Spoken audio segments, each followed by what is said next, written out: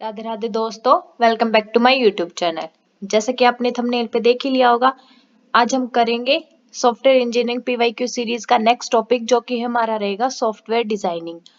तो last videos में हमने एसडीएलसी मॉडल से सारे पीवाईक्यूज कवर अप किए थे विद डिटेल सॉल्यूशंस, और उसके अंदर जितने भी टॉपिक आए थे हमने सबको कवर अप किया था। तो आज हम स्टार्ट करेंगे हमारे सॉफ्टवेयर डिजाइनिंग के टॉपिक के पीवाईक्यूज क्वेश्चंस, जितने भी अभी तक आए हैं क्वेश्चंस में। तो आई होप आपको लास्ट वीडियोस जरूर पसंद आई होंगी, और जो भी बच्चे फर्स्ट टाइम मेरी वीडियो को देख रहे हैं, please like share and subscribe my YouTube channel, और मेरे चैनल पे जाके आप बाकी कंटेंट भी देख सकते हैं। आपके यूजीसी नेट एग्जाम के लिए बहुत ही ज्यादा हेल्पफुल रहेगा। तो आइए हम स्टार्ट करते हैं हमारे फर्स्ट क्वेश्चन से। सो हमारा फर्स्ट क्वेश्चन है, dash of A system is the structure and structures of the system which comprise software elements, the externally visible properties of these elements and the relationship amongst them। तो हमें एक ऐसा system बताना है, ठीक है, जिसमें हमारा स्ट्रक्चर और स्ट्रक्चर्स का सिस्टम होता है, सॉफ्टवेयर के एलिमेंट्स होते हैं, और उसकी जो विजिबल प्रॉपर्टीज है ना एक्सटर्नली वाली, वो एकदम एक दूसरे के साथ इंटरलिंक होती है, एक रिलेशनशिप की तरह कनेक्टेड होती है। तो उसको हम क्या बोलते हैं? तो वो हमारा आ जाएगा, क्या ऑप्शंस गिवन है हमें? Software construction, evolution, architecture and reuse. तो हम पहले इनकी डेफिनेशन कर लेते हैं, बेसिक सी। सबसे पहले आ जाएगा कंस्ट्रक्शन। कंस्ट्रक्शन का मतलब क्या होता है कि हमारे पास एक डिजाइन और प्रॉपर एक ब्लूप्रिंट तैयार है, उसके बेस पे हमें अपना नया प्रोजेक्ट स्टार्ट करनी है, उसकी कंस्ट्रक्शन स्टार्ट करनी है, ठीक है। इवेल्युएशन होता है, कल से हम मॉडल में भी पढ़ते आ रहे हैं, इवोल्यूशन का मतलब ही यही होता है कि हम एक किसी बड़े टास्क को छोटे छोटे पार्ट्स में डिवाइड करके उस पे अपना काम स्टार्ट करते हैं। तो इवोल्यूशन हमारा वो आ जाता है कि बेसिक फंक्शनैलिटी से हम एडवांस फीचर्स तक उसको एनहेंस करते हैं या फिर मॉडिफाई करते हैं। आर्किटेक्चर हमारा आ जाता है कि हम उसका एक स्ट्रक्चर तैयार करते हैं, ठीक है। उसके एक्सटर्नल विजिबल प्रॉपर्टीज जो होती है ना, उसको हम उसके रिलेशनशिप्स कैसे रहेंगे एक दूसरे के साथ, तो वो सारी चीजें हमारी आर्किटेक्चर के अंदर आ जाती है। लाइक हम किसी बिल्डिंग का स्ट्रक्चर तैयार करते हैं, तो हम उसमें किसकी हेल्प लेते हैं? एक आर्किटेक्चर की हेल्प लेते हैं। और उसके बाद आ जाएगा हमारा सॉफ्टवेयर रीयूज। तो रीयूज का मतलब होता है उसको दोबारा से यूज करना। एक बार उसका यूज करने के बाद हम फिर से उस सॉफ्टवेयर या स्ट्रक्चर में अपडेशन करके तो फिर से उसको यूज कर सकते हैं या फिर नहीं कर सकते हैं। तो इसका आंसर आ जाएगा सॉफ्टवेयर आर्किटेक्चर, क्योंकि सॉफ्टवेयर आर्किटेक्चर ही ऐसा है कि जिसमें हम स्ट्रक्चर और स्ट्रक्चर्स ऑफ सिस्टम को एज ए पार्ट यूज करते हैं, और सिर्फ एक्सटर्नली विजिबल प्रॉपर्टीज को माइंड में रख के हम इसके रिलेशनशिप से एक दूसरे के साथ क्या करते हैं? बाइंड अप करते हैं। तो ये सारी चीजें आ जाएंगी हमारी सॉफ्टवेयर आर्किटेक्चर के अंदर। आई होप आप सभी को समझ में आ गए क्वेश्चन। तो अब हम करते हैं हमारा सेकंड क्वेश्चन। अब आ जाता हमारा, dash are applied throughout the software process. इसमें बोला है कि हमारी ऐसी कौन सी एक्टिविटीज है जो हमारी सॉफ्टवेयर प्रोसेस की पूरी प्रोसेस के अंदर हमें यूजफुल रहती है और हम उसका यूज करते हैं। तो फ्रेमवर्क एक्टिविटीज है, अम्ब्रेला एक्टिविटीज है, प्लानिंग एक्टिविटीज है, और कंस्ट्रक्शन एक्टिविटीज है। तो कंस्ट्रक्शन एक्टिविटीज तो सिर्फ कंस्ट्रक्शन के लिए यूज होंगी, तो ये एलिमिनेट हो जाएगी। वैसे ये क्वेश्चन बिल्कुल नया होगा बहुत सारे बच्चों के लिए, तो इसमें अगर आपको डायरेक्ट नहीं पता चल रहा तो हम एलिमिनेट भी कर सकते हैं। फ्रेमवर्क एक्टिविटी सिर्फ हमारी फ्रेमवर्क्स के लिए यूज होती है, प्लानिंग करने के लिए। प्लानिंग हम पूरे सॉफ्टवेयर प्रोसेस के अंदर प्लानिंग ही नहीं करते रहते। प्लानिंग होती है डिजाइनिंग, डेवलपमेंट, टेस्टिंग, मेंटेनेंस, ये सारी चीजें आ जाती है, तो वहां से वो भी एलिमिनेट हो जाएगा।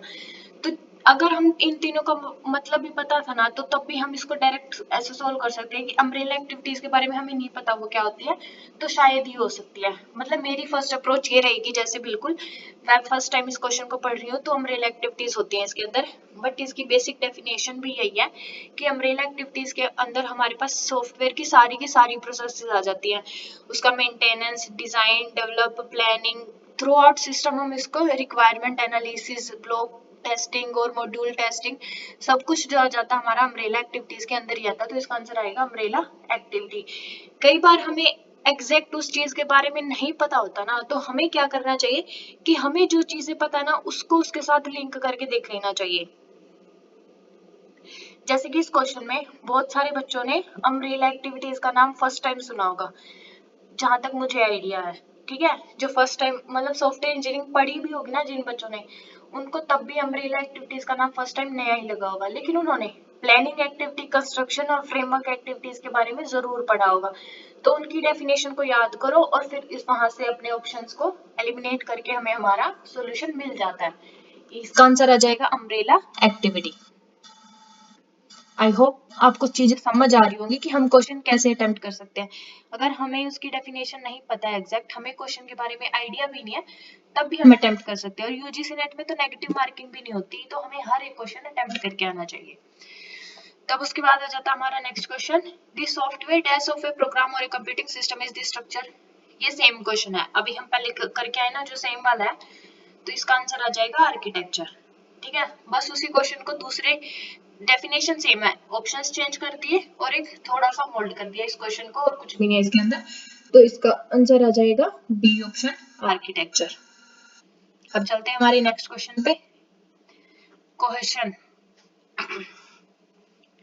इस क्वेश्चन को पढ़ने से पहले ना एक बेसिक सी चीज बताती हूँ, बहुत ज्यादा इंपॉर्टेंट है जो, और इसका क्वेश्चन 100% है कि दो क्वेश्चन तो जरूर आते हैं, कोहेशन और कपलिंग। कोहेशन हमारा क्या होता है? कोहेशन हमारा हाईएस्ट वाला बेस्ट होता है, कपलिंग हमारी लोवेस्ट वाली बेस्ट होती है। सबसे बेसिक मेन पॉइंट इसका ये है। कोहेशन का मतलब ये होता है कि हमारा कोहेशन हाई होना चाहिए, बहुत ज्यादा होना चाहिए, कि एक ही प्रोजेक्ट के अंदर हमारे दो मॉड्यूल है, वो आपस में कैसे लिंक है। एक ही सिस्टम के अंदर, सेम सिस्टम के अंदर, सिंगल सिस्टम में हमें दो मॉड्यूल्स को इंटरकनेक्ट करना है, ठीक है। उसके आपस में कम्युनिकेशन कैसी है, वो सारी चीजें हमारी आ जाती है कोहेशन के अंदर। सेकंड हमारा आता है कपलिंग। कपलिंग से जैसे नाम से ही पता चला है, कपल, जैसे दो कपल्स होते हैं, तो कपल्स में हमें दो लोगों की जरूरत होती है, ठीक है। वैसे ही कपलिंग में हमें दो प्रोजेक्ट्स या दो मॉड्यूल्स होने चाहिए हमारे, डिफरेंट डिफरेंट, अलग अलग। जैसे कपल्स एक ही बंदे के, एक सिर्फ एक अकेला कपल नहीं कहला सकते, वैसे ही दो मॉड्यूल होने चाहिए हमारे, मतलब टू और मोर देन टू, तो वो हमारी आ जाएगी कपलिंग। फिर आगे इनके कोहेशन और कपलिंग के डिफरेंट डिफरेंट पार्ट्स होते हैं, तो वही टेम्पोरल कोहेशन एक पार्ट है कोहेशन का, ठीक है। इसका सीक्वेंस बहुत ज्यादा इंपॉर्टेंट है, 2024 और 25 में हर बार क्वेश्चन इसका रिपीट हुआ है।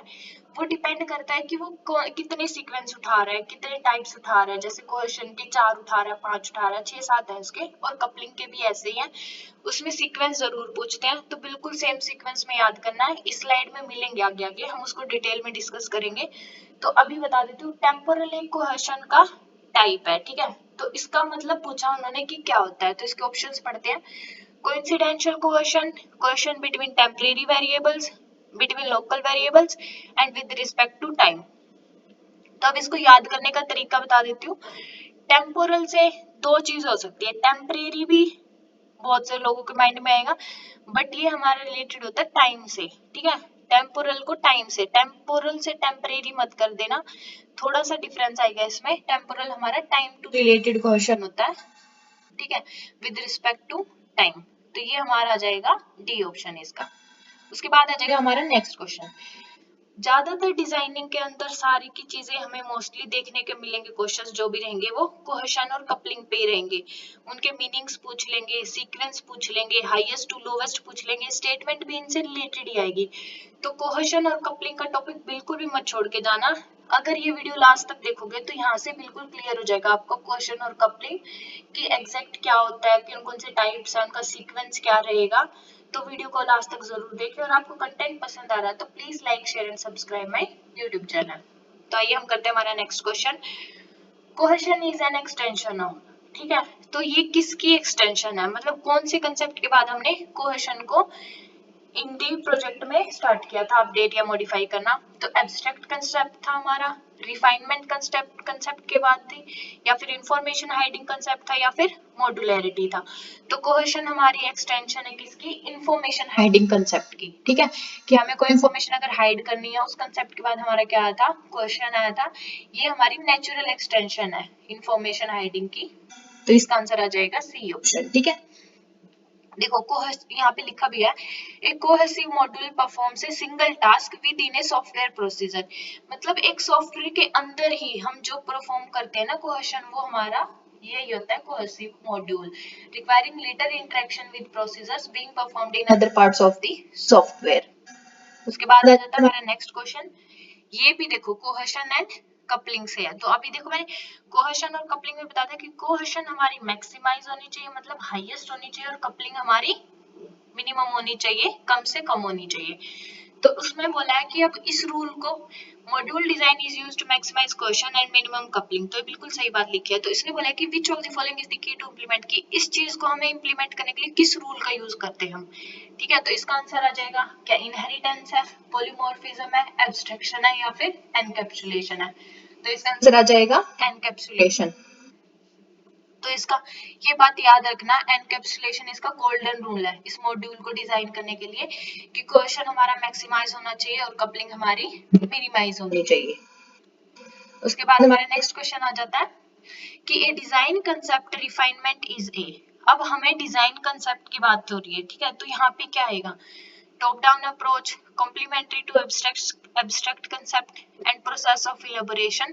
तो डिजाइन कंसेप्ट के अंदर ये सारी की सारी चीजें आ जाती हैं, तो इसका आंसर आ जाएगा ऑल ऑफ द अबव। हम टॉप डाउन अप्रोच भी यूज कर सकते हैं, एब्स्ट्रैक्शन कंसेप्ट भी यूज कर सकते हैं डिजाइन के अंदर, और इलेबोरेशन मतलब किसी प्रोसेस को इलेबोरेट भी कर सकते हैं, कम ज्यादा जैसे भी हमें सही लगेगा हम उस डिजाइन को अपने हिसाब से मॉडिफाई या फिर चेंज कर सकते हैं डिजाइनिंग कंसेप्ट के अंदर। तो इसका आंसर आ जाएगा डी। उसके बाद आ जाता है हमारा next question, A software design is highly modular if. अभी देखो फिर से क्वेश्चन कपलिंग, मतलब ये टॉपिक बहुत इंपॉर्टेंट है, इसका हर बार एक दो क्वेश्चन देखने को मिलता है। 2014 में 4 थे, 2015 में भी 3-4 क्वेश्चन आराम से, हर बार इसके आगे बढ़ते ही जा रहे हैं, क्वेश्चन डिक्रीज नहीं हो रहे। इसको बहुत डिटेलिंग में पूछने लगे हैं क्वेश्चन कपलिंग को, तो बहुत अच्छे से करके जाना। अब इसने बोला कि ये बात हम पढ़ के आए हैं सेम, तो अभी इसमें डाटा टाइप से पूछा हुआ उसने कि सॉफ्टवेयर डिजाइनिंग में हाईली मॉड्यूलर कब बोल सकते हैं हम एक सॉफ्टवेयर डिजाइन को। तो इसमें क्या था, कोहेशन सबसे हाई होना चाहिए और कपलिंग सबसे लो होनी चाहिए। तो ये हम इसके टाइप से पता चलती है हमें कि कोहेशन सबसे ज्यादा हाईएस्ट लेवल पे होती है फंक्शनल में। ठीक है, फंक्शनल कोहेशन हमारी हाईएस्ट लेवल पे होती है, फर्स्ट लेवल हमारा जो होता है फंक्शनल का होता है, और कपलिंग में जो हमारा लोवेस्ट जो होती है ना हमारी मिनिमम कपलिंग जो होती है वो डाटा टाइप के बीच में होती है। तो हमारा ऑप्शन आ जाएगा इसका A option, coupling cohesion is functional and coupling is data type, तो वो हमारा हाईली मॉड्यूलर रहेगा। इसके अंदर यही लिखा है कि हाई कपलिंग हमारी फंक्शनल में होती है और लो कोहेशन हमारा डाटा टाइप के अंदर होता है। इसका सीक्वेंस भी आएगा अभी क्वेश्चंस में, बहुत अच्छे से याद करवाऊंगे आपको ताकि इजी रहे आपके लिए। अब देखो यहाँ पे अगर स्केलेबल और रीडेबल आपको पता है मैच द फॉलोइंग में, तो इजीली हो जाएगा। अगर इनके बारे में भी नहीं पता ना, हम फर्स्ट क्वेश्चन से ही कपलिंग एंड कोहेशन ही पढ़ते जा रहे हैं, तो अगर उसकी डेफिनेशंस भी हमें पता है हम इजीली इसको सोल्व कर सकते हैं, मैच कर सकते हैं।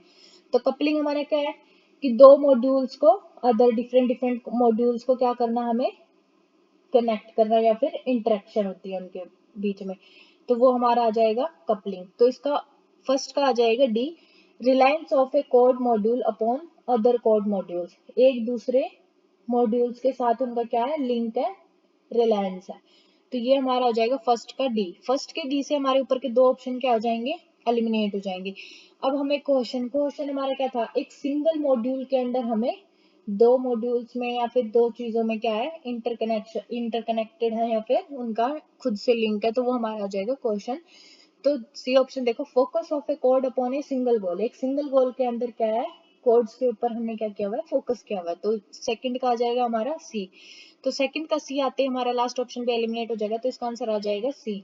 स्केलेबल हमारा हो जाएगा easy to add functionality to a software without having to redesign it, बिना किसी सॉफ्टवेयर को रीडिजाइन किए हम उसके अंदर ज्यादा से ज्यादा फंक्शनैलिटी ऐड ऑन कर सकते हैं, वही हमारा स्केलेबल होता है कि हमें किसी भी सॉफ्टवेयर के अंदर दोबारा से उसको रीडिजाइन किए बिना हम उसके अंदर और ऐड फंक्शंस कर सकते हैं, और एक वो उस चीज को अफेक्ट भी नहीं करेगा कि जो पहले से हमारे फंक्शनल है उसके फंक्शंस है उसके अंदर, वो उनके साथ भी वर्किंग ही रहेगा, तो वो हमारा आ जाता है स्केलेबल। रीडेबल में आ जाएगा हमारा कि the visually inspect the design of the software and the understand it's purpose, कि हम उसे वो देखने में हमारा कैसा है, हम उसको फाइंड आउट कर पा रहे हैं उस डिजाइन को, सॉफ्टवेयर को इजीली, और उसको समझ भी पा रहे हैं कि उसका पर्पस क्या है ये डिजाइन का, या फिर ऐसा डिजाइन उसको देने का, वो हमारा आ जाएगा रीडेबल। कि एक डिजाइन को हम देखते ही समझ पा रहे हैं, कि जैसे हमारे फ्लो चार्ट हो रहे हैं कि अगर हमारी कंडीशन कोई ट्रू हुई है तो हम ये एक्शन परफॉर्म करेंगे, अगर फॉल्स हुई तो हमारी ये एक्शन परफॉर्म करेंगे। तो वैसे एक डिजाइनिंग होती है सॉफ्टवेयर की, अगर हम उस डिजाइन को सिर्फ देखते ही समझ पा रहे हैं तो वो हमारे लिए रीडेबल होता है, तो इसका आंसर आ जाएगा सी ऑप्शन। देखो, तो अगर हमें एक या दो चीजें भी अच्छे से हमारे माइंड में ना, तो हम उसको एलिमिनेट करके इजीली क्वेश्चन को अटेम्प्ट कर सकते हैं, सॉल्व कर सकते हैं। उसके बाद आ जाता है हमारा next question, software engineering is an engineering discipline that is concerned with. तो इसमें पूछा गया है कि सॉफ्टवेयर इंजीनियरिंग है क्या। सॉफ्टवेयर इंजीनियरिंग की ही डेफिनेशन पूछी हुई है। तो हाउ कंप्यूटर सिस्टम वर्क्स, क्या हम कंप्यूटर सिस्टम कैसे काम करता है ये सीखते हैं सॉफ्टवेयर इंजीनियरिंग के अंदर। उसके बाद सेकंड है theories and methods that underline computers and system software, या फिर all aspect of software production, all aspect of computer based system development including hardware software and process engineering. तो इंजीनियरिंग में सबसे जो फर्स्ट हमारा प्राइमरी गोल होता है वो होता है कि हम सारे के सारे सॉफ्टवेयर प्रोडक्शन के जितने भी एस्पेक्ट हैं उन सबको पढ़ते हैं, उन सबको समझते हैं। तो इसका आंसर आ जाएगा 3, that all aspects of software production is concern with software engineering. तो इसका सॉल्यूशन है 3। सॉरी। उसके बाद हमारा नेक्स्ट क्वेश्चन, अब देखो फिर से हमारी अब कपलिंग हमने मैच द फॉलोइंग में भी कर लिया, स्टेटमेंट्स में भी कर लिया, ठीक है, इसके टाइप्स में भी हम करते आ रहे हैं। तो ये क्वेश्चन 17 में भी आ गया। अब हर ईयर रिपीट हो रहे हैं बहुत ज्यादा, और बहुत इंपॉर्टेंट है ये टॉपिक। अब बहुत ज्यादा डीप पे पूछने लगे हैं, पहले तो सिर्फ स्टेटमेंट्स और डेफिनेशंस आती थी इसकी। तो इस टॉपिक को बिल्कुल मत छोड़ के जाना, 4 नंबर आपके कहीं नहीं गएंगे अगर आपको ये टॉपिक बहुत अच्छे से आता है। तो which of the following statements are true with respect to software architecture. Software architecture का हमने 2 बार स्टेटमेंट पढ़ ली, क्वेश्चन भी सोल्व करके आए, तो ये क्वेश्चन गलत नहीं होना चाहिए। इसने बोला है कि coupling is a measure of how well the things grounded together in a module belong together logically. अब इसने कपलिंग को बोला कि एक ही मॉड्यूल के अंदर एक दूसरे के साथ लॉजिकली क्या कर रहे हैं, रिलेट कर रहे हैं या फिर बिलोंग कर रहे हैं। क्वेश्चन में बोला है कि measure of degree of interaction between software modules, मतलब 2 सॉफ्टवेयर मॉड्यूल्स के बीच में क्वेश्चन होता है। A coupling is low and cohesion is high, then it is easier to change one module without affecting others. तो सबसे पहले तो यहाँ से ये एलिमिनेट कर दो कि S3 हमारा बिल्कुल सही लिखा हुआ है। तो जहां जहां S3 है उनको छोड़ के बाकी सारे क्वेश्चन ऑप्शन हमारे क्या हो जाएंगे, एलिमिनेट हो जाएंगे। 1 भी गए और 4 2 भी, हाँ 1 भी गए और 4 ऑप्शन को भी हमने एलिमिनेट कर दिया। लेकिन अब S1 और S2 की डेफिनेशन दोबारा पढ़ो और बताओ ये सही है या गलत है। तो इन दोनों को इंटरचेंज करके लिखा हुआ है। कपलिंग हमारी बिटवीन 2 सॉफ्टवेयर मॉड्यूल्स में होती है और कोहेशन हमारी एक ही मॉड्यूल के अंदर बिलोंग करती है। इन a module belong together logically. तो इसका आंसर आ जाएगा सिर्फ S3 हमारी स्टेटमेंट क्या है, बिल्कुल सही लिखी हुई है। तो देखो यहाँ पे देखो एक डायग्राम भी बना हुआ है कोहेशन और कपलिंग। कपलिंग में हमारे पास अलग अलग मॉड्यूल्स हैं, 3 डायग्राम बने हुए हैं हमारे पास, ट्राइंगल का, स्क्वायर का एंड सर्कल्स का। तो इनके बीच में जो इंटरकनेक्शन है ना हमारा, वो तो हमारा होता है कोहेशन। और जो ट्रायंगल और स्क्वायर के बीच में, स्क्वायर एंड सर्कल के बीच में, वो हमारी होती है कपलिंग। वो डिफरेंट सॉफ्टवेयर मॉड्यूल्स के बीच में आ रही है। तो ऐसे ही हमारा क्वेश्चन इसमें लेफ्ट हैंड साइड वाले में दिखा रखा है कि अगर हमारी स्क्वायर और सर्कुलर के बीच में डिफरेंट डिफरेंट मॉड्यूल्स में है तो हमारा कपलिंग होएगा, और सेम में है तो हमारा क्वेश्चन होएगा। आई होप आप सभी को समझ में आ रहा होगा। इतना मुश्किल टॉपिक नहीं है, ये बहुत ही इजी है, बच्चे ऐसे ही डर जाते हैं। याद करने का सबसे बेसिक जुगाड़ और ट्रिक इसकी है, जैसे कपल्स 2 लोगों के बिना कपल नहीं बन सकता एक, ठीक है। एक अकेला बंदे को हम कभी कपल बोलते हैं नहीं। जैसे अगर एक हस्बैंड वाइफ है तो वो दोनों साथ में रहेंगे तभी हम उसको कपल बोलते हैं। वैसे ही अगर 2 मॉड्यूल्स होंगे ना तभी हम उसको कपलिंग बोलेंगे, उसके बिना उसको कपलिंग नहीं बोल सकते। तो फिर सेकंड कंफ्यूजन इसी में होती है कि कपलिंग हम डिफरेंट मॉड्यूल्स की होती है या फिर सिंगल मॉड्यूल की होती है। तो अगर जब हमें ये पता चल गया कि डिफरेंट मॉड्यूल्स हमारी कपलिंग होती है, अलग अलग होती है, तो एक जो विदिन ए मॉड्यूल बिलोंग करेगा तो वो तो क्वेश्चन है, एक ही बच गया हमारा। तो बहुत इजी है, एक बेसिक डेफिनेशन है इसकी, बहुत आराम से हम अपने खुद के जुगाड़ लगा लगा के टॉपिक्स को याद कर सकते हैं हम। जरूरी नहीं है कि सारी टर्मिनोलॉजी को हम कंप्यूटर से या फिर एक स्टैंडर्ड वे में ही याद रखें। हमें जैसे याद रख सकते हैं या फिर जैसे समझ आए ना, हमें वैसी ट्रिक्स अपनी खुद से जनरेट कर लेनी चाहिए। तो आई थिंक आपको समझ आ रही होंगी चीजें। हम हमारा नेक्स्ट क्वेश्चन करते हैं। तो अब इसने बोला है कि a software design pattern used to enhance the functionality of an object at runtime is। Run time में जब हम किसी ऑब्जेक्ट की फंक्शनैलिटी को इंक्रीज करने की कोशिश करते हैं ना, एनहेंस करने की कोशिश करते हैं, तो उसको हम बोलते हैं डेकोरेटर, ठीक है, वो आ जाएगा हमारा डेकोरेटर। ये बिल्कुल नई चीज है, इसलिए मैंने डायरेक्ट इसका आंसर बता दिया, डेकोरेटर। एडेप्टर, डेलीगेशन और प्रॉक्सी नहीं होगा। ये क्यों नहीं होगा? क्योंकि ये सारी चीजें हम यूज करते हैं जब हम एक रिक्वेस्ट किसी स्पेसिफिक फील्ड के लिए रिक्वेस्ट करनी पड़ती है, हमें पास करने के लिए नेसेसरी होती है, तब उनको ज्यादातर हम यूज करते हैं। तो ये सारी चीजें बेसिक इसके बारे में लिखी हुई है कि सॉफ्टवेयर का आर्किटेक्चर लेवल क्या होता है, उसके बीच में रिलेशनशिप्स होते हैं, ठीक है। उसके बाद हमें क्या क्या माइंड में रखना चाहिए कि हमें उसके नए डिजाइन को किस पैटर्न के बेस पे उसे डिजाइन करना चाहिए, हमारी नीड क्या क्या हो सकती है।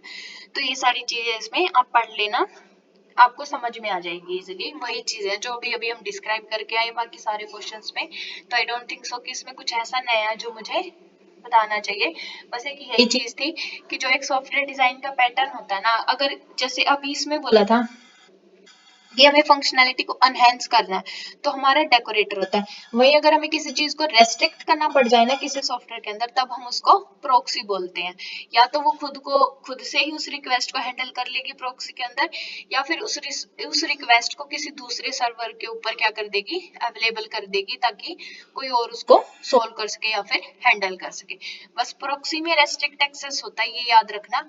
और डेकोरेटर में हमें फंक्शनैलिटी को एनहेंस करना पड़ता है एक पैटर्न के अंदर। बाकी इसमें कुछ भी नहीं है, यही चीजें मेंशन की गई है। उसके बाद आ जाता है हमारा next question, that software does not wear out in the traditional sense of the term, but software does tend to deteriorate as it evolves because।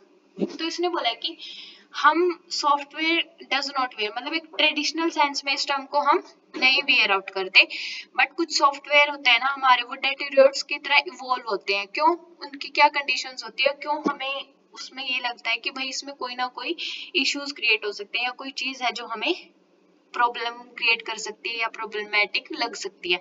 तो उसमें क्या रीजन रह सकता है उसका, वो हमें वो बताना है। That software suffers from exposure to hostile environments, या फिर defects are more likely to arise after software has been used often.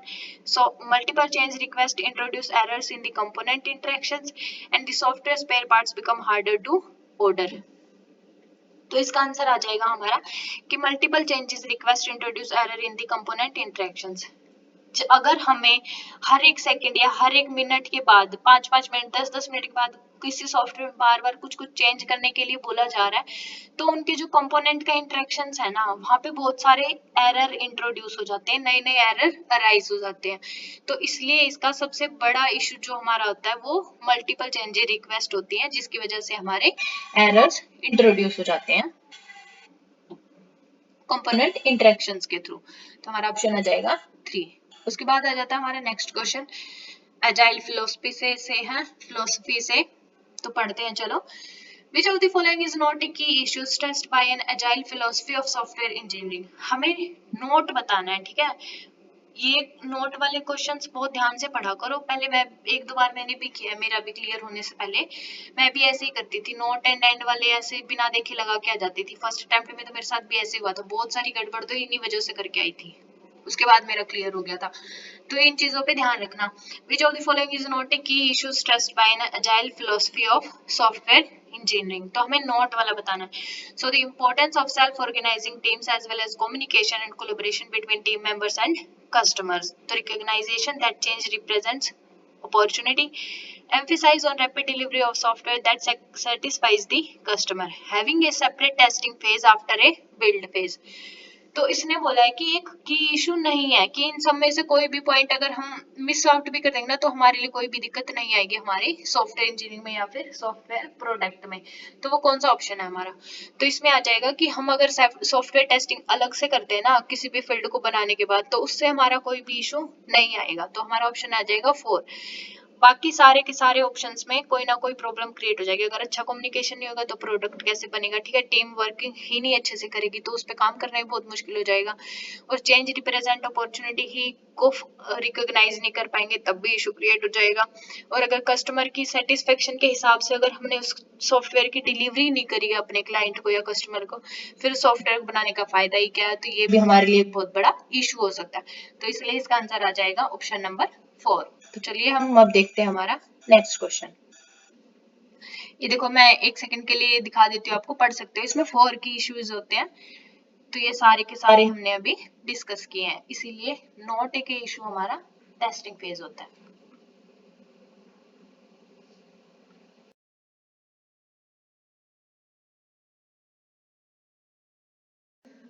अब आ गया हमारा नेक्स्ट क्वेश्चन। अब हमें मैच द फॉलोइंग करने हैं। अब फिर से देखो, product complexity, structure system analysis, coupling and cohesion, symbolic execution. Same coupling and cohesion फिर से आ गया है ना। तो अब इसमें कपलिंग, सबसे पहले तो हम यही कर रहे हैं, कपलिंग एंड कोहेशन हम सबसे ज्यादा किस में पढ़ रहे हैं, तो ये हमारा टॉपिक इस पे चल रहा है, सॉफ्टवेयर डिजाइन पे। तो सबसे ज्यादा हमारे लिए मेन इंपॉर्टेंट पॉइंट क्या है डिजाइन के अंदर, कपलिंग एंड कोहेशन। तो सी का हमारा क्या आ जाएगा, सेकंड आ जाएगा। आई थिंक सी के सेकंड से सारे के सारे ऑप्शन एलिमिनेट हो जाएंगे, हमारा आंसर आ जाएगा 3। देखो मैंने और किसी को पढ़ा भी नहीं है, देखा भी नहीं है, और वो भी नहीं किया कि क्या आएगा इसका। तो अब इसका आंसर चेक करते हैं क्या ये सही है। ये देखो बिल्कुल सही है।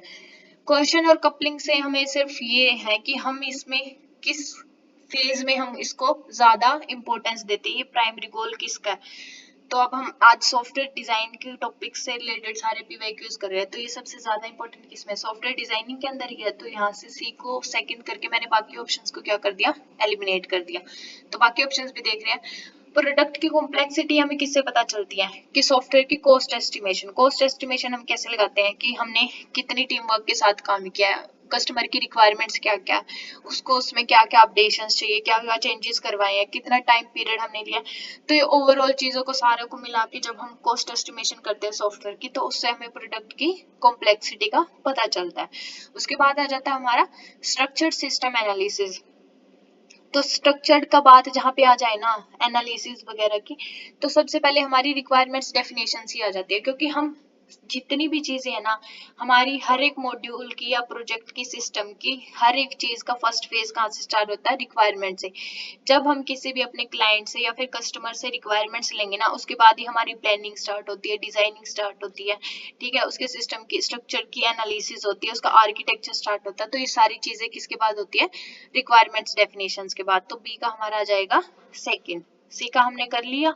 उसके बाद है सिंबॉलिक एग्जीक्यूशन। तो सिंबॉलिक एग्जीक्यूशन हम कैसे करते हैं, एक वैलिडेशन टेक्निक होती है हमारी, वैलिडेशन एंड वेरिफिकेशन के ऊपर इसके बाद वाली वीडियो में सारे का सारा कंसेप्ट क्लियर हो जाएगा कि वैलिडेशन हमारा क्या होता है, वेरिफिकेशन क्या होता है, ये हम पहले करते हैं या फिर बाद में करते हैं। तो ये सारी चीजें हम बाद में पढ़ेंगे।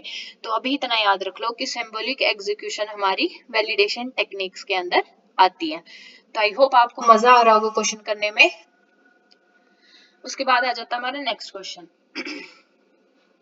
तो नेक्स्ट क्वेश्चन में भी है कपलिंग एंड कोहेशन। तो coupling is a measure of the strength of the interconnections between software modules। तो कपलिंग है, बिल्कुल सही लिखा है। तो अब हमें करेक्ट स्टेटमेंट बतानी है with respect to module coupling, coupling के। अब इस क्वेश्चन को करने से पहले ना एक बेसिक सा ओवरव्यू बता देती हूँ। देखो मैंने बोला था ना कि कपलिंग भी हमारे पास बहुत सारे टाइप की होती है और कोहेशन भी हमारे पास बहुत सारे टाइप का होता है। तो इसमें हमारे पास कपलिंग होती है 6 टाइप की, data coupling, stamp coupling, control coupling, external coupling, common coupling and content coupling.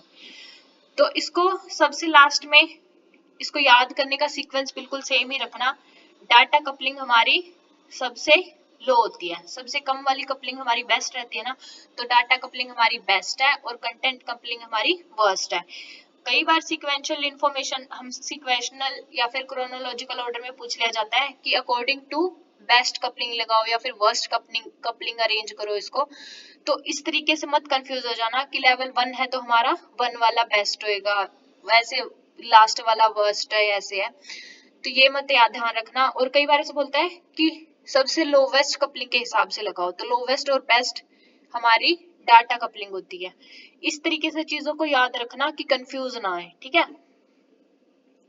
मैंने इसको याद कर रखा है DSC-E-C, ठीक है। इससे याद रह जाता है data stamp control external common content. सबसे लास्ट में कॉमन कंटेंट आएगा, तो एक सी बचा वो कंट्रोल हमारा 3rd नंबर पे आएगा, एक्सटर्नल बीच में आएगा हमारा 4th नंबर पे। तो वहां से मुझे याद रहती हैं चीजें। तो अब हम इनको थोड़ा ब्रीफ मतलब डिटेल में डिस्कस कर लेते हैं, इनकी डेफिनेशंस के बारे में डिस्कस कर लेते हैं, उसके बाद हमारा क्वेश्चन सॉल्व करेंगे।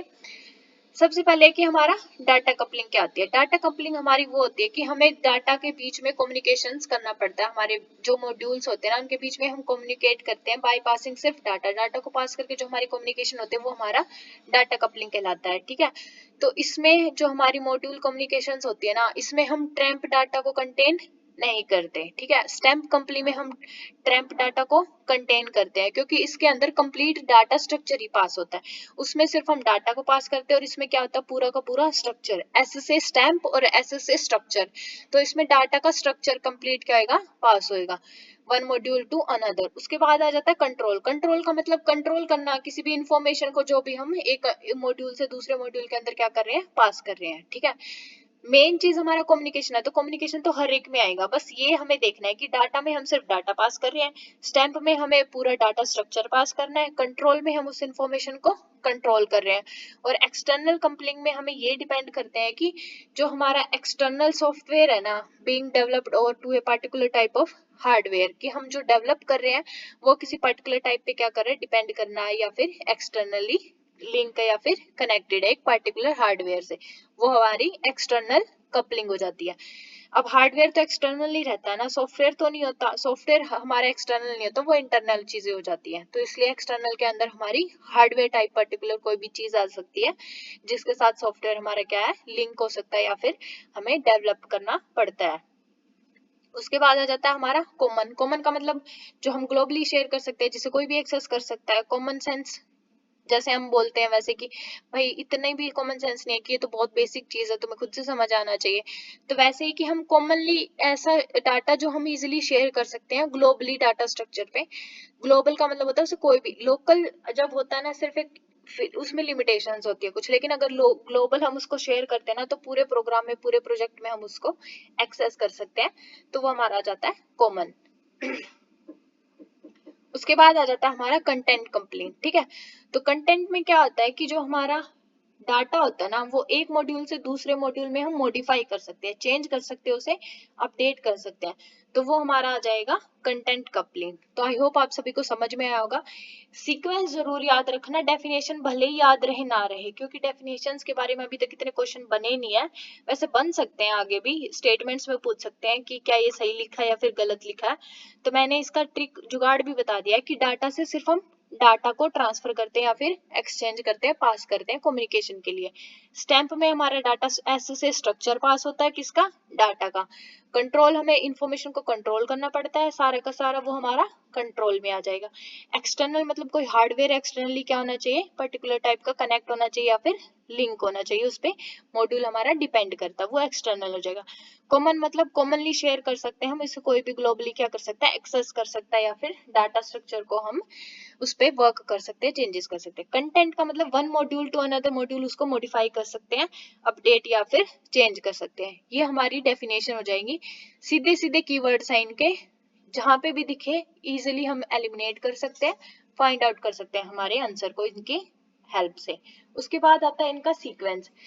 सीक्वेंस याद करने के लिए देखो, कॉमन कंटेंट हमेशा याद रहेगा, ऊपर वाले चाहे सारे भूल जाओ, बस इतना याद रखो, डाटा से स्टार्ट होएगा और लास्ट में कॉमन कंटेंट आएगा। उसके बाद इजीली याद हो जाते हैं DSC ECC। ज्यादातर सी में कंफ्यूजन होएगी कि 3 सी कैसे होएगा, तो कंट्रोल सबसे पहले बीच में आ जाएगा कहीं भी सी, और कॉमन कंटेंट याद रख लो, कॉमन कंटेंट हमें याद रह जाता है, तो इजीली ये इसका सीक्वेंस याद रहेगा, कभी भी नहीं भूलेंगे हम। तब अब आ जाते हैं हमारे क्वेश्चन पे। वैसे तो आंसर देख लिया होगा, फिर भी चलो कोई नहीं। अब इसने बोला कि common coupling occurs when one module controls the flow of other module by passing it information on what to do। ये आप देखो, कॉमन में हमने क्या था कि कॉमन ही हम शेयर कर रहे हैं डाटा को, ग्लोबल डाटा कोई भी एक्सेस कर सकता है, तो ये वाली क्या हो गया, हमारी पी वाला गलत हो गया। तो अगर ये स्टेटमेंट फर्स्ट वाली भी आ गई ना, तो सारे पी को एलिमिनेट करेंगे, हमारे पास एक ही ऑप्शन बचेगा, क्यों वेंडर, तो हमारा आंसर आ जाएगा 3। सिर्फ एक ही लाइन पढ़ने से हमें क्वेश्चन सॉल्व कर लिया। बाकी को पढ़ लेते हैं। देखो, तो data coupling, in data coupling the complete data structure is passed from one module to another through parameters. अब इसमें देखो कि डाटा सिर्फ उसमें डाटा फैक्ट था, अब इसमें स्टैम्प स्ट्रक्चर के थ्रू पास कर रहे थे हम, ठीक है, कंप्लीट डाटा स्ट्रक्चर को। लेकिन यहाँ पे ये देखो इसने लिखा है कि one module to another through parameters, जब पैरामीटर्स लिखा आ जाए ना तब हमारा डाटा कपलिंग हो जाएगा। उसने पूरा स्ट्रक्चर बोला तो उसमें पैरामीटर्स मेंशन नहीं था हमारा स्टैम्प कपलिंग में, तो इसलिए ये वाली स्टेटमेंट भी बिल्कुल सही है। बहुत सारे बच्चे इसीलिए गलत करके आ जाएंगे कि इसमें डाटा स्ट्रक्चर कंप्लीट पास कर रहे हैं, लेकिन उसने पैरामीटर्स के थ्रू किया है। तो इसमें पैरामीटर का थ्रू का मतलब यही होता है कि उसमें हम सिर्फ डाटा पास कर रहे हैं, कंप्लीट डाटा स्ट्रक्चर नहीं कर रहे। तो बहुत बच्चे कंफ्यूज हो जाते हैं इस चीज से। तो पैरामीटर का मतलब ये है कि हम वैल्यूज पास कर रहे हैं डाटा की, जैसे एक्स वाई पैरामीटर हमारे ब्रैकेट्स में जो वैल्यूज देते हैं हम कोडिंग करते हुए, जिन बच्चों ने की होगी उनको पता होगा, तो वो पैरामीटर्स हमारी वैल्यूज होती हैं। अब देखो इसमें देखो stamp coupling occurs when module share a composite data structure and use only parts of it। इसमें कहीं पे भी पैरामीटर नहीं मेंशन है कि हम पैरामीटर के थ्रू उसको स्ट्रक्चर को क्या कर रहे हैं, पास कर रहे हैं, तो सिर्फ उसके पार्ट्स ही उसमें शेयर कर रहे हैं या फिर पास कर रहे हैं कम्युनिकेशन के लिए। तो ये हमारा आ जाएगा स्टैम्प कपलिंग, इसलिए हमारा आंसर आया Q and R. I hope आपको डिफरेंस समझ में आएगा, इन छोटी छोटी चीजों से कंफ्यूज मत होना। जब हम पैरामीटर पास करते हैं तो उसकी वैल्यूज जाती हैं उसमें, पूरा स्ट्रक्चर नहीं जाता, ये सिर्फ कंफ्यूज करने के लिए लिखा हुआ है, ठीक है। आई थिंक आपको अब दिक्कत नहीं आएगी। तो इसीलिए इसने देखो यहाँ पे बोला डजंट कंटेन ट्रैम्प डाटा, ठीक है, मतलब टाइम रिलेटेड डाटा नहीं, इसमें सिर्फ पैरामीटर्स होते हैं, और इट इन्वॉल्व्स ट्रैम्प डाटा, इसमें ट्रैम्प डाटा भी क्या होता है, इन्वॉल्व होता है। आई होप आपको समझ आ रहे होंगे, ये छोटी छोटी चीजें ही होती है, हम याद तो कर लेते हैं ऐसे कैसे, बट जो चीज मेन याद करनी होती है ना, हमें एलिमिनेट करने के लिए माइंड में बिठानी होती है, वो भूल जाते हैं, तो इसी वजह से क्वेश्चंस गलत हो जाते हैं। उसके बाद हमारा नेक्स्ट क्वेश्चन अब हमारा सॉफ्टवेयर इंजीनियरिंग से आ गया। In software engineering the text that are discovered earlier are more expensive to fix. इसमें ये बोल रहा है कि सॉफ्टवेयर इंजीनियरिंग के अंदर अगर हमें अर्लियर स्टेजेस पे कोई डिफेक्ट, कोई एरर, कोई इशू मिल जाता है किसी प्रोजेक्ट के अंदर, तो वो क्या हमारे लिए बहुत ज्यादा एक्सपेंसिव होता है फिक्स करने के लिए। उसके बाद सेकंड स्टेटमेंट है a software design is said to be a good design if the components are strongly cohesive and weakly coupled. तो ये वाली तो बिल्कुल सही लिखी है क्यों वाली, क्योंकि हम पढ़ते आ रहे हैं, इसमें ट्रू बतानी है। तो बी वाली हमारी गलत हो जाएगी, क्योंकि जब हम किसी भी प्रॉब्लम को या डिफेक्ट को अर्ली स्टेज पे या अर्ली फेज पे डिस्कवर कर लेना, तो वो हमारा लेस एक्सपेंसिव होता है, क्योंकि वो इजीली हमसे सोल्व हो जाता है, हम उसका सॉल्यूशन निकाल लेते हैं। लेकिन जो बिल्कुल लास्ट स्टेज पे मिलते हैं ना हमारे लिए, वो ज्यादा एक्सपेंसिव होते हैं। तो इसका आंसर आ जाएगा बी ऑप्शन क्यों ओनली, सिर्फ क्यों स्टेटमेंट हमारी बिल्कुल सही लिखी हुई है। इसके एक्सप्लेनेशन में यही लिखा है, तो आप पढ़ लेना। सॉरी। उसके बाद आ जाता है हमारा नेक्स्ट क्वेश्चन। अब देखो कपलिंग वाला हमने कर लिया, ठीक है, अब हम क्वेश्चन वाले टाइप्स करेंगे, उसका सारी चीजें करेंगे। इनके अंदर सीक्वेंशियल और क्रोनोलॉजिकल ऑर्डर 100% आता है, हमेशा क्वेश्चन रिपीट हो रहे हैं, सेम टॉपिक बिल्कुल सेम है, बस तरीका अलग है। इसमें ये 5 उठा रखे हैं, नेक्स्ट वाले में कोई दूसरे 5 उठा लेगा, इसमें 2 को छोड़ देगा। तो बस यही चीजें हैं, हमें इन चीजों को अच्छे से मेमोराइज करना है, याद करना है। अब चाहे जुगाड़ लगाओ, चाहे रोड मेमोराइजेशन करो, जैसे मर्जी करो, समझ के करना है समझ के करो, बट ये टॉपिक छोड़ के नहीं जाना, बहुत इंपॉर्टेंट है। इसमें बोला है कि क्वेश्चन के टाइप्स को अरेंज करो, पहले इसको आंसर बता देती हूँ फिर इसके पार्ट्स करवाऊंगी।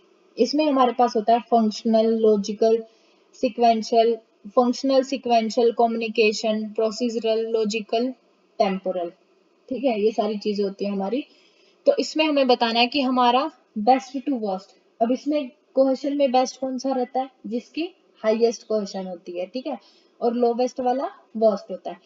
तो सबसे पहले हमारा होता है फंक्शनल, तो फंक्शनल तो इसमें गिवन है नहीं। सेकंड हमारा होता है सीक्वेंशियल, तो सीक्वेंशियल हमारा कौन सा है, बी ऑप्शन है। तो बी से हमारे 2 तो एलिमिनेट हो गए, ए और बी, हमारे पास बचा सी एंड डी ऑप्शन, तो हम किस में से करेंगे, सी और डी में से। उसके बाद आता है हमारा कम्युनिकेशन, ठीक है। देखो थर्ड नंबर पे सी, ए बी अल्फाबेटिकल ऑर्डर में सी किस तीसरे नंबर पे आता है, वैसे कम्युनिकेशन तीसरे नंबर पे आता है, मैंने तो ऐसे याद कर रखा है। बाकी अब देख लो, मेरे को फर्स्ट याद है फंक्शनल, सबसे लास्ट वाला याद है, ठीक है, और सी से कम्युनिकेशनल, क्योंकि कम्युनिकेशन और प्रोसीजर में ही बच्चे ज्यादा वो होते हैं कंफ्यूज कि ये पहले आएगा या फिर बाद में आएगा। तो ए बी सी में सी थर्ड नंबर पे आता है, तो कम्युनिकेशन थर्ड नंबर पे आता है। तो यहाँ पे सी अगर हम देख लेंगे, बी के बाद सी, तो हमारे सारे ऑप्शन एलिमिनेट हो गए, हमारा आंसर आ जाएगा डी। ये देखो डी आ गया। तो अब इसकी बजाय ये हमारा ऑप्शन आंसर तो आ गया, अब इसमें ये वाला करते हैं बेस्ट टू वर्स्ट। हमारे पास 7 होते हैं क्वेश्चन के टाइप। सबसे पहले functional, sequential, communication, procedural, temporal, logical and coincidental. सबसे लास्ट में होता है कोइंसिडेंस। ठीक है, तो इनको FSC PTLR, ठीक है, इजीली याद हो जाते हैं फर्स्ट फर्स्ट को उठा के। FSC PTLR कभी भी गलत नहीं होंगे। इनको as a functional, sequential, communicational, procedural, temporal, logical और कोइंसिडेंस ऐसे याद करने से अच्छा हमें FSC PTR से याद करते हैं ना, तो हमें इसकी फुल फॉर्म तो अपने आप याद आ जाती है कि F से फंक्शनल होता है, S से सीक्वेंशियल होता है, C फॉर कम्युनिकेशन आ जाएगा, P फॉर प्रोसीजरल। तो इनकी डेफिनेशन करवा देती हूँ। फंक्शनल हमारी होती है क्वेश्चन जो हम फंक्शन से रिलेटेड सारा का सारा यूज करते हैं, कि हमारे फंक्शंस के ऊपर डिपेंड रहती है सारी चीजें, वो हमारा फंक्शनल आ जाता है। सीक्वेंशियल एक सीक्वेंस में प्रॉपर कंटिन्यूटी के अंदर जो भी हम करते हैं वो हमारा सीक्वेंशियल आ जाता है। Communication, communication between in within a module is communication आ जाएगा। प्रोसीजरल एक प्रोसीजर होता है पूरा स्टेप बाय स्टेप, ये नहीं है कि हमने पहला स्टेप कर दिया उसके बाद पांचवा उठा के हम मुंह उठा के कुछ भी कर रहे हो उसमें, नहीं। एक प्रॉपर प्रोसीजर होता है कि पहले हम A+B ही काउंट करेंगे, फिर ही हम A+B काउंट करके हमारे पास C आएगा, फिर C की वैल्यू में से D को माइनस करेंगे। तो ऐसे एक प्रॉपर प्रोसीजर होती है, एक प्रोसेस होती है स्टेप बाय स्टेप, वो हमारा प्रोसीजर लाता है। टेम्पोरल हमारा टाइम से रिलेटेड होता है, पहले भी पढ़ के आए हैं कि एक फिक्स टाइम होता है या फिर टाइम सीक्वेंस में ही हम उस पर काम करते हैं, वो हमारा टेम्पोरल। लॉजिकल में हमारा लॉजिक होता है, जैसे हम किसी भी स्टेटमेंट या प्रॉब्लम को सॉल्व करने के लिए प्रोग्रामिंग के अंदर क्या है लॉजिक्स लगाते हैं, वो हमारा लॉजिकल में आ जाता है। कोइंसिडेंशियल मतलब विदाउट एनी प्रिपरेशन या प्लानिंग के हमारा कोइंसिडेंटली कोई भी मॉड्यूल क्या हो जाता है, एक ही मॉड्यूल के अंदर लिंक हो जाता है या फिर कनेक्ट हो जाता है, वो हमारा कोइंसिडेंशियल आ जाता है क्वेश्चन। और ये हमारा सबसे वर्स्ट वाला होता है, क्योंकि इसमें कोई भी वो नहीं होता, सीक्वेंस नहीं होता, प्रोसीजर नहीं होता, कोई टाइम रिलेटेड नहीं होता, कोई लॉजिक नहीं होता, तो इसलिए इसको वर्स्ट बोला गया है। इसमें सबसे लोवेस्ट क्वेश्चन होता है, बिल्कुल कम होता है। तो ये हमारे थे पार्ट्स क्वेश्चन के टाइप्स। कपलिंग और क्वेश्चन दोनों के हमने कर लिया, डेफिनेशन भी सीक्वेंस भी। तो इसके सीक्वेंस को भूलना मत, बहुत ज्यादा इंपॉर्टेंट है, ठीक है। अब देखो डेफिनेशन आई गई नेक्स्ट वाली, कि module X and Y operate on the same input and output, then the question is. तो अगर हम एक सेम इनपुट और आउटपुट पे अगर क्वेश्चन को कर रहे हैं तो इसका आंसर क्या आएगा, कम्युनिकेशनल आ जाएगा, कि हम एक ही मॉड्यूल के अंदर उस पे कर रहे हैं सेम पे, तो क्या कम्युनिकेशन कर रहे हैं उसके बीच में। देखो, every essential element for a single computation is contained in the component। तो इनकी डेफिनेशंस लिखी हुई है बेसिक बेसिक, सारी चीजें वही हैं।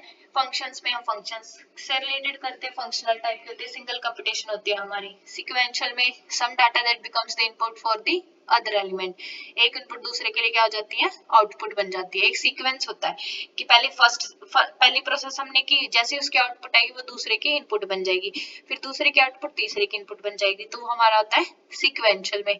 कम्युनिकेट होता है कि दो एलिमेंट्स को हम ऑपरेट कर रहे हैं सेम डाटा इनपुट पे, एक ही आउटपुट पे कंट्रीब्यूट कर रहा है, वो कम्युनिकेट कर रहे हैं आपस में दो एलिमेंट।